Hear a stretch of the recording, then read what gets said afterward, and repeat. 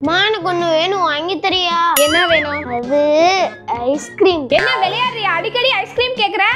ஏய், எதுக்கு பையன்ட்ட கத்துற? பாருங்க, எப்ப பாரு ஐஸ்கிரீம் கேட்டுட்டே இருக்கான். இவ்வளவுதானே, அவனுக்கு புரியுற மாதிரி சொன்னா கேட்டுக்கு போறான். பிரணேஷ், உள்ள போயிட்டு ஃப்ரிட்ஜ்ல இருந்து ஐஸ் கட்டி கொண்டு வா.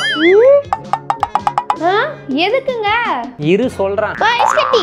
அந்த ஐஸ் கட்டியை எடுத்து உன் கையில இறுக்கி புடி. எவ்வளவு நேரம் பிடிக்கிறேன்னு பார்க்கலாம். வரைச்சிருச்சு, முடியலப்பா. ஐஸை கையிலேயே உன்னால கொஞ்ச நேரம் கூட வச்சிருக்க முடியல. நீ ஐஸ்கிரீம் சாப்பிட்டீன்னா அதுவும் சில்லுன்னு போயிட்டு வயிற்றுல இருக்க குடல் விரைச்சி போயிடாது. ஓஹோ, அப்படியா? இருக்குது, இருங்க. The next day. அப்பா, தலைவலி. என்னங்க காஃபி?